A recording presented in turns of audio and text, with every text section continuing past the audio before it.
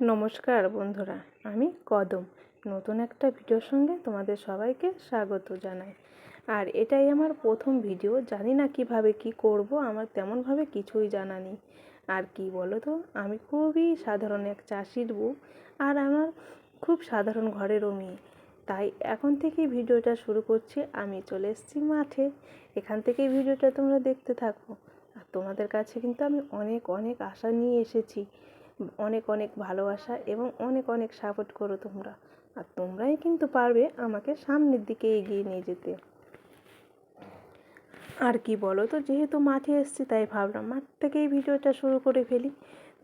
সাথে তোমাদের দাদা ভাইও আছে, যেহেতু তোমাদের দাদা ভাই একটু জমি আছে, সেই জমি চাষ করে।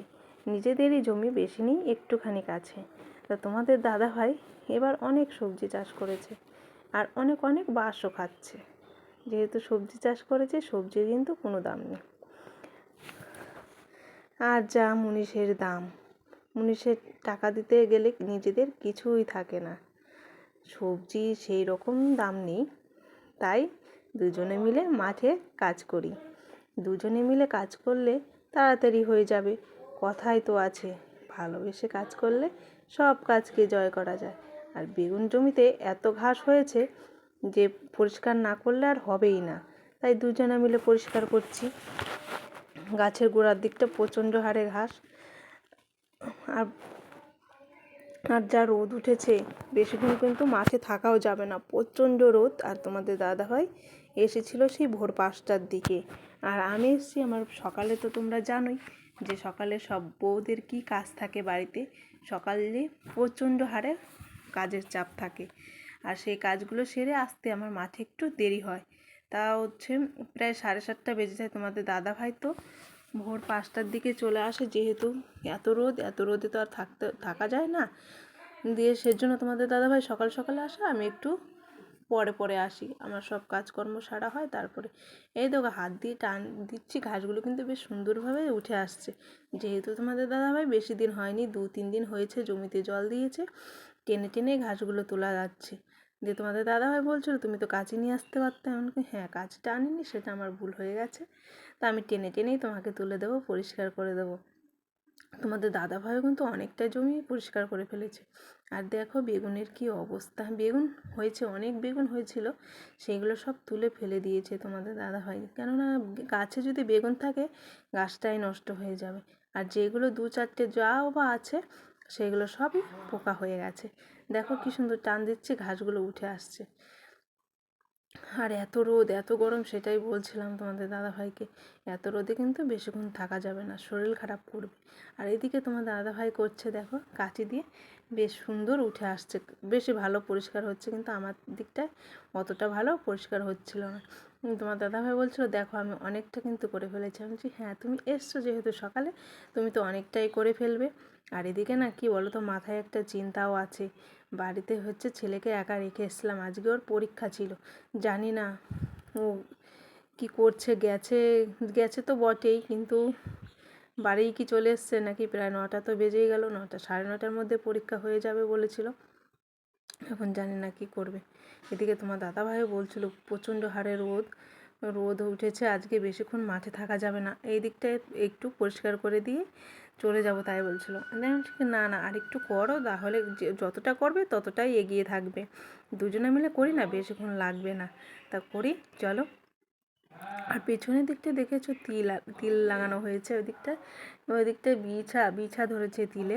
সেই আমি বলছিলাম বিছা ধরেছে, এগুলো তেল দেওয়া হয়নি, তো বলছিল হ্যাঁ তেল দিতে হবে। এই দেখো তিলগুলো তোমরা দেখতে পাচ্ছ, তো গাছের পাতাগুলো অনেক অনেক খেয়ে ফেলেছে। আর তোমার দাদাভাই বলছিল দেখো এই বেগুনটা দেখো কি সুন্দর। আমি বলছি সুন্দর, দেখো দেখে মনে হচ্ছে পোক নেই, কিন্তু পোক আছে, ওই দেখা যাচ্ছে না। আর কি বলতো, বেগুন গাছের ধুলোতে হচ্ছে নাকে মানে সর্দি সর্দি ভাব, মানে প্রচণ্ড হ্যাচ্ছে হচ্ছে। আমি সেজন্য কাপড় দিয়ে নাকটা ঢেকে রেখেছিলাম, যাতে বেগুন গাছের ধুলোগুলো আমার নাকের মধ্যে না যায়। বেগুনের প্রচণ্ড গরম তো, এই সময় ধুলো মানে কি বলবো, অ্যালার্জি টাইপের হয় বেগুন গাছের ধুলোতে। আর রোদে থাকতে পারছিলাম না, তা আমি সোজা চলে এসেছিলাম কলে। এখন হাত পা ধুয়ে ভাবছি বাড়ির দিকে রওনা দেবো। আর এত গরম চোখে মুখে জল দিচ্ছি, সত্যি কথা বলতে কি খুবই ভালো লাগছিল আমার, যে চোখে মুখে জল দিয়ে খুবই আরাম পাচ্ছিলাম। আর দেখে তোমার দাদাভাইকে বললাম তুমিও একটু চোখে মুখে জল দিয়ে নাও, দেখবে তোমারও ভালো লাগবে। সরি, ভুল হয়ে যাচ্ছে, আমি বুঝতে পারছি না কীভাবে কী করবো। আর এদিকে তোমার দাদাভাইও বলছিল আচ্ছা ঠিক আছে, তাহলে আমিও চোখে মুখে একটু জল দিয়ে দিই, তাহলে ফ্রেশ হয়ে এখন বাড়ির দিকে রওনা দেবো। আর আমার প্রচণ্ড হারে জল তেষ্টা পেয়েছিল, দিয়ে আমি তো তখন জলের বোতল, তোমরা তো দেখেইছো, সবার প্রথমে আমি জলের বোতল নিয়ে এসেছি বাড়িতে থেকেই, কেননা এই কলের জলটা আমি খেতে পারি না, একটু গ্যাস গ্যাস বলে তো। দিয়ে এত জল তেষ্টা পেয়েছে কি এনেছিলাম ফ্রিজের জল, জলটা বেশ ঠান্ডাই ছিল, মানে জল খেয়ে একদম মানে আত্মা শান্তি, বাপরে বাপ। আর এদিকে কি বলো তো, তোমার দাদাভাইকেও বলছিলাম তো তুমিও একটু জল খেয়ে নাও, বলছিল হ্যাঁ দাও খাবো, বলছি নাও। মনে হচ্ছে আত্মাটা শান্তি হলো, এত রোদ এত গরম, প্রচণ্ড হারে প্রচণ্ড। যারা মাঠে খাটো তারাই বুঝতে পারবে যে মাঠে খাটার কষ্টটা কতটা। আর এদিকে তোমাদের দাদাভাইও জল খেয়ে নিচ্ছিল, আর আমি বলছিলাম এবার তাড়াতাড়ি বাড়ি চলো, আর থাকা যাবে না মাঠে, যেহেতু এখন আর বেশি কেউ নেই। আর পকেট থেকে দেখো তোমাদের দাদাভাই কী বার করছে, বেগুনের পাতা আর বেগুন, এটা তোমাদের দাদাভাই পকেটে ভরে রেখেছিল, আমি তো জানি। আর ওইদিকে দেখো হাতে নিয়ে এসেছিলো তোমাদের দাদাভাই বিস্কুট, বিস্কুট খাবে। আমি প্রথমে বলছিলাম না না আমি খাবো না, তুমিই খেয়ে নাও, কিন্তু তোমাদের দাদাভাই আমাকে না দিয়ে খাবে না, সেটাই বলছিল। তাহলে চলো বিস্কুট খেতে খেতেই বাড়ি যাওয়া যাক। মুখের মধ্যে একটা ঢুকিয়ে দিল, আর বলছিল তোমরাও খাবে, তোমরাও খাও, কিন্তু যেহেতু তোমাদেরকে তো ওই ফোনের মধ্যে আর দেওয়া যাবে না, কাছে যদি থাকতে নিশ্চয়ই দিতাম। আর বিস্কুটটা না খুব একটা খেতে ভালো না, কি বিস্কুট এনেছে কি জানি। তাই দেখো আমরা এদিকে বাড়ির দিকে রওনা দিয়েছি, মাঠ থেকে আমাদের বাড়ি অনেকটা দূর, অনেকটা। এখন এই মাঠে যেতে হবে অনেকটা, তারপরে বাঁধ আছে, বাঁধে যেতে হবে, বাঁধ থেকে সাইকেল নিয়ে তারপরে বাড়ি, অনেকটা দূর অনেকটা। আর এরপরে আমরা সোজা আস্তে আস্তে টুকটুক করতে করতে আমরা বাড়িতে চলে এসেছি মাঠ থেকে এসে আমি প্রথমেই চলে এসেছি কলে হাত পা ধুতে, কারণ হাত পা না ধুয়ে ঘরে ঢুকতে আমার একদমই ভালো লাগে না। আর এদিকে কি বলো তো, আমার ছেলে পরীক্ষা দিতে গেছে, এখনও কিন্তু ও পরীক্ষা দিয়ে বাড়ি আসেনি। ও এইদিকে মানে খুবই কি বলবো তোমাদের, ও হচ্ছে কি ওই দেখো ঘরে তালা ঝুলিয়ে গেছে। আমি না এসেই প্রথমে একটু পাখার নিচে, তোমার দাদাভাই ঘরে এসেছিলো আগে, পাখাটা চালানো ছিল, বসে পড়েছি, বলছে মাথার মধ্যে টিস টিস করছে, এত রোদ উঠেছে আজকে। এসেই আমি শুয়ে পড়েছি, এত ক্লান্ত লাগছিল। তারপরে আমি ভাবলাম না আর শুয়ে থেকে লাভ নেই, ঘরের তালাটা খুলে একটু জামা কাপড় চেঞ্জ করে নিই, ফ্রেশ হয়ে নিই। আমার ছেলে বাড়িতে নেই, ও ঘরে তালা দিয়ে তারপরে গেছে, ও বাড়ি না থাকলে আমরা কেউ যদি না থাকি ঘরে তালা দিয়েই তারপরে যায়। আর এদিকে আমি কি বলো তো আজকে রান্না করিনি, ছিল জল ঢালা ভাত, সেটাই তোমাদের দাদাভাইকে দিচ্ছিলাম খেতে।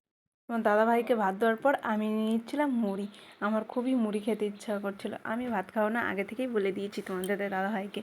তা তোমাদের দাদাভাই মাংসের তরকারি দিয়ে আর হচ্ছে পান্তা ভাত, মানে জল ঝালা ভাত, আমরা তো পান্তা ভাত বলি, এটা খুবই ভালো খায়। আর আমি এদিকে নিয়ে নিচ্ছিলাম মুড়ি, সাথে ছিল জিলাপির প্যাকেট, ওই দেখো দেখতে পাচ্ছ জিলাপিতে মুড়ি জল দিয়ে ভিজিয়ে খেতে বেশ কিন্তু ভালো লাগে। আর ভিডিওটা এখানেই শেষ করছি। তোমাদের যদি ভিডিওটা ভালো থাকে তাহলে তোমরা লাইক কমেন্ট শেয়ার করে দিও, আর সাবস্ক্রাইব করতে কিন্তু একদমই ভুলো না। আর তোমাদের যদি খুবই খুবই ভালো লাগে এরকম ভিডিও, তাহলে নিশ্চয়ই তোমাদের জন্য এরকম ভিডিও আরও আসবে নতুন নতুন। তা তোমরা এভাবে কি তোমরা এমনভাবে আমাকে ভালোবাসা দিও আর অনেক অনেক সাপোর্ট করো, এটাই তোমাদের কাছে চাই। তা চলো তোমাদের সাথে দেখা হচ্ছে আবার পরের ভিডিওতে।